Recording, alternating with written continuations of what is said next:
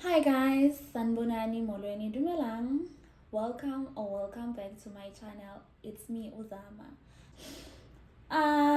Today I'm gonna do another sit down video and talk about au pairing. I realized that on my previous video the aim of that video was to share my story behind becoming an au pair. And after sharing that story, some people got interested in being au pairs. That made me realize that in that video, I left out so much important information. Yeah, not some, but so much important information regarding the process of being an au pair, because I was just sharing my journey, how things led to me becoming an au pair. So today, I'm gonna try and go like through each and every detail, like from the beginning, the requirements, the costs, all the costs. Yeah, I'll try. I hope I won't forget anything.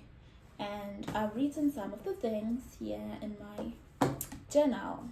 And I love it so much. Just breathe. This is why I breathe. So, first things first, what is an au pair? What is an au pair? Well, I'll just read from a pamphlet, a cultural care. Okay, disclaimer.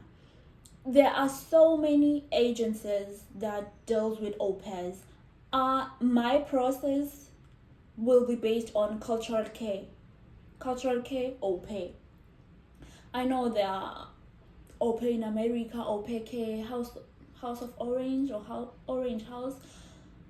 I'm not sure, but maning I'm an agent. So what I'll be saying here will be based on my experience with cultural care. The cost may vary from when I applied and now. You guys gonna do your research. Yeah, so what is an au pair? An au pair is a cultural exchange participant between ages of 18 and 26. Au pairs become part of an American family and care for their children for a minimum of 1 year and up to 2 years. In exchange, they receive free room and board, a weekly stipend, and opportunities to travel and study in the US. Okay, this is the definition of an au pair according to cultural care.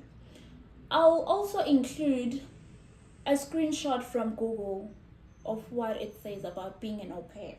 So now we know what an au pair is.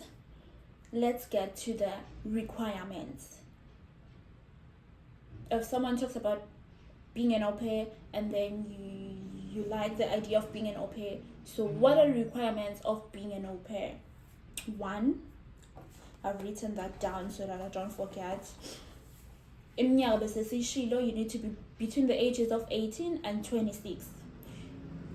You can start the process before you turn 18, because you can, like when you are in matric and I assume that people who are doing matric are 17 because I was 17 when I was doing matric. So akufani mhlawumbe umunye usena 18 already, kodwa ke yeah, you can start the process when you are in your matric. You are 17 and you're gonna be like 18 next year. You can start the process. You can start the process if you will turn, like let's say you wanna come in the US this year, and this year you're also turning 26, maybe in like after June though, not before June, after June. You can still apply even if you're gonna be 26 years, like let's say in like July, August, you're gonna be turning 26. You can still apply.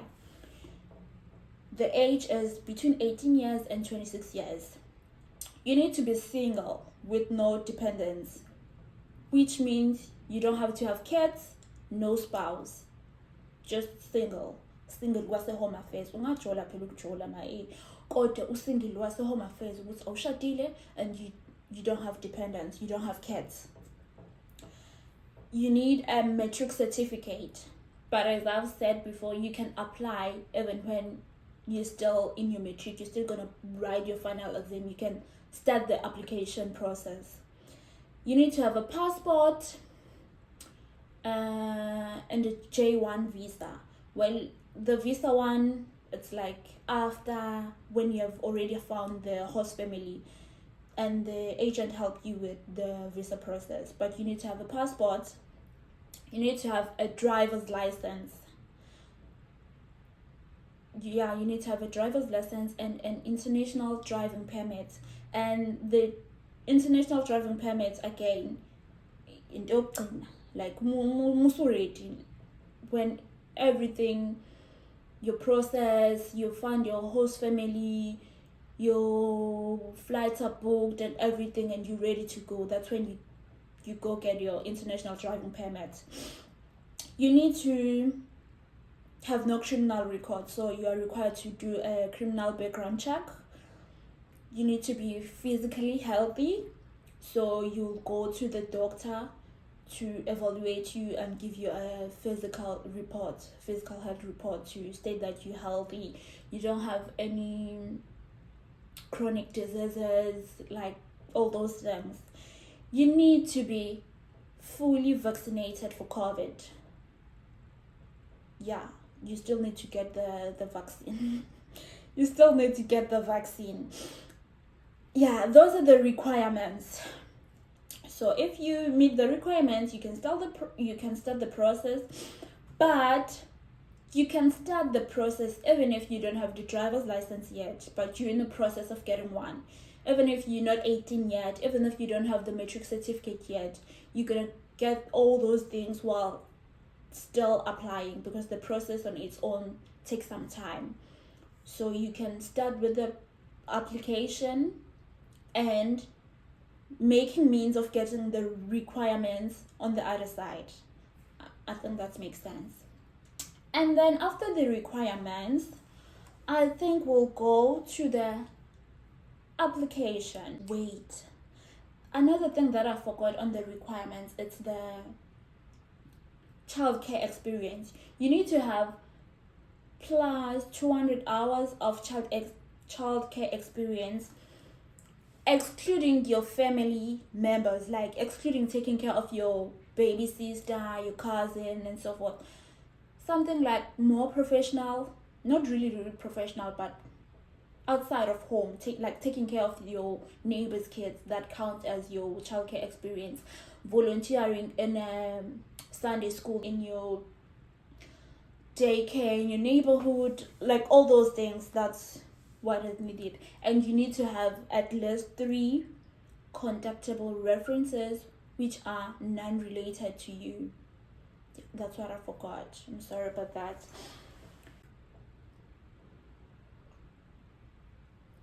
Okay, so we're on the application process. You go into Google, you type in cultural care au pair, and then it will take you to their page, and then you like browse or scroll to the link that will take you to au pairs, and then you will fill in your name and your email, and you start the application process.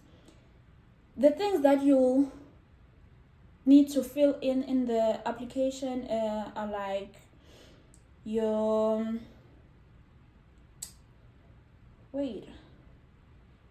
my profile. Yeah, let me go to my profile, so that you need to fill in your personal details, your contact details, parents or guardians, brothers and sisters if you have siblings, and you introduce yourself. When you introduce yourself, you'll be required to write a letter to the host family and record 3 videos. When you're on that process, cultural care will reach out to you and like give you the pointers that you'll use when you're making those videos, like the things that you have to consider when making those videos. And then you write about your lifestyle, You upload photos of you with kids because you love kids. You have to love kids if you want to be an au pair. Photos of you and your family to show that you are family orientated.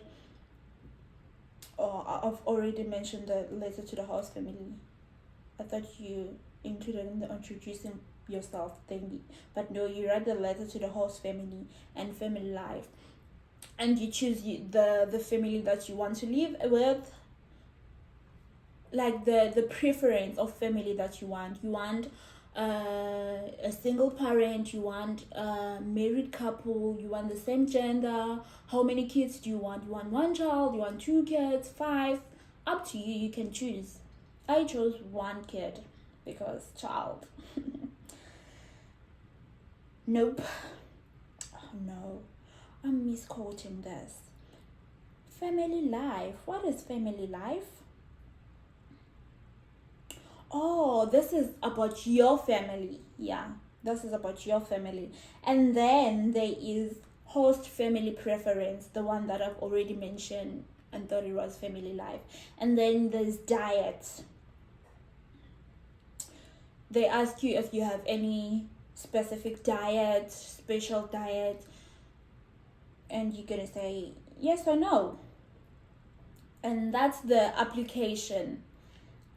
After that, someone from cultural care will review your profile and tell you to what you need to change. For instance, me, I said I can take, or they asked if I can swim, and I said no, I can't swim. And the following question was, can you take care of the kids while they are swimming? And I said yes. And when they reviewed my profile, they told me to change that, because I can't swim, then I can't take care of the kids in the pool. What if the kid drowns? I can't rescue the kid if the kid drowns, because I also can't swim. So they review your profile and tell you to change such things. And then after that, if your profile is approved, they make it live so that the host families can start reaching out to you. They'll go through your profile, read the letter that you wrote to host families, and if they like it and they see your videos and your photos and they like you, they'll reach out to you. The second step, which is called the matching step. You get emails from host families, you talk to them. I don't have much information on this step because I only talk to 1 family, and that's the family that I'm staying with. Like, I didn't wait to get more requests from host families. I only got 1 request from 1 host family, and I talked to them, and it was just love at first sight. So I only talked to 1 family. But other people say they wait a longer time to get the families, to get the requests from families. Sometimes it's like 3 months, 6 months. That's why it is advised that you start the process early. That's why they advise that you can start the process even if you don't have all the documents that they need, because the matching phase might take longer, you know. And then after you match with the family, okay, before the match, the family reach out to you, you talk to them, you schedule video calls. It can be either Zoom, WhatsApp, Skype, whatever that you both agree on. You talk through those calls. And also this depends on you and the family that you'll be talking to. Sometimes you talk like twice, and then you find out that you really like the family or you don't like them, and then you stop the communication with them, or you like them and then you decide that you're gonna match. After matching, and then cultural care will reach out to you again. They'll confirm that you really want to match with these people. Like, they gave me a call from Boston office. I received a call and they asked me, okay, we see that you've accepted the host family's match request on your profile. Are you sure that you want to match? You don't want to talk to other families before you make your final decision? I was like, yep, I'm sure I want to match. And it's like, okay, I'll go ahead and officiate. Is that officiate? Like, make the match official. and make the match official. And we're like, okay. And they made the match official. After making the match official, you need to upload the documents part. You need to upload the documents even before you match. The documents that you upload are your, I don't know what's happening with my phone. It's the driver's license, the matric certificate, the health evaluation check, and you need to get a chest x-ray or TB test. That's if you didn't get a vaccine when you were a child. I forgot what that vaccine is called, but I got that vaccine when I was a child. So I didn't need to do the chest x-ray or TB test. And you need to upload your passport, your vaccination certificate. I think I mentioned the criminal background check. You need to upload all those documents. You need to upload all the documents before you leave SA. After uploading the documents, then they prep you for the visa interview. Yeah, you apply for the visa online, and then you book the physical interview. Is that physical or in contact? You book that appointment for your visa interview, and they prep you. They give you like questions for you to prepare, questions that they might ask you in the consular. Is it consular or what? Embassy, where they'll ask you those questions in the embassy, and then you prepare and you get the visa. Oh wait, I forgot the cost, because before the visa you need to pay the agent fee before you can even go to the embassy to get your visa. You need to pay. I did say that I'm going to mention things related to cultural care because I use cultural care. So the agent fee, it was 15,500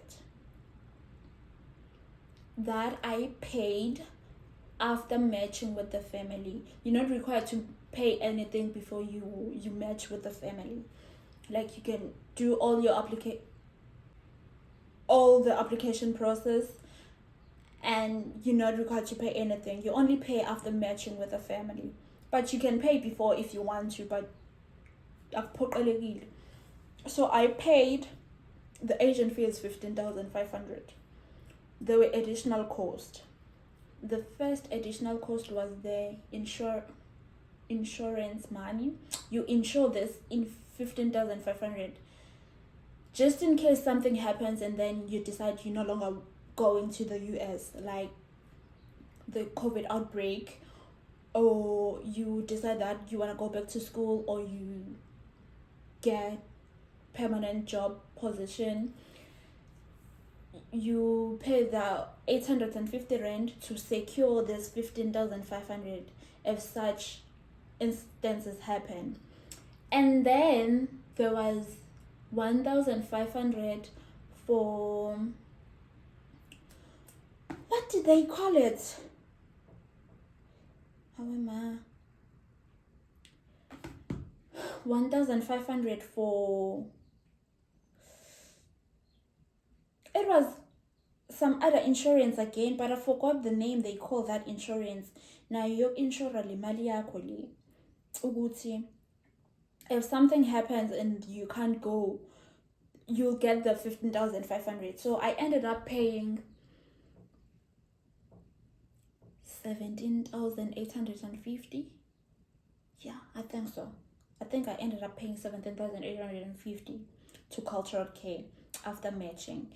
Why do you pay that agent money? So that they can mail the DS 2019 form from the Boston office in the US to you. That form is needed when you apply for the visa, for the J1 visa. They need that form because that form states that cultural care is your sponsor while you be staying in the US. That form have the address that you'll be staying at in the US because it have the physical address of your host parents' home. It has details about your host parents, so you need all those things for your visa appointment. And then I paid that money. I got my DS 2019 form and I booked the visa appointment. I went to the visa, to the embassy. They interviewed me, like they asked me like few questions. I think there was 2 questions. And then I got my visa. After the visa, then I did my international driving permits. So after the international driving permits, I think those are all the things that you need to do. You're ready to go. After you get the international driving permit, you're ready to go. So let's break down the costs like in detail, in a good order. First of all, it's the agent fee, which is 15,500. If you won't take the insurance, you're just gonna pay 15,500. And these ones, I think they vary with where you are because the health evaluation, it depends. Some people will just go to their family doctor or they'll just use their medical aid, so it varies with person to person. I firstly went to a clinic and asked if they can do this. Kadabega, they said they can do it, and it was 700, and I was like, no, I don't have that money. I won't pay 700 just for this. Other people might say, it's cheap. Kodwa-ke mina ngangingenamali-ke, ngangingenawo nje 700. And then I went to this doctor. I paid 250. Was it 250? Can't remember, but I think I paid 250 for the health evaluation. I didn't do the chest x-ray thingy or TB test because I took the vaccine when I was a child, the TB vaccine. You need to provide your, is it vaccination card? You need to provide that to the doctor, and then you did take that vaccine, so you don't need to do the TB test. A passport, I did my passport in, was it November, December? The fee had increased. It was 400, but when I did it, it was 600. So I did the passport and the visa. The visa, I paid 2,800. The visa price is actually in US dollars. It is 160 US dollars. But because the currency thingy,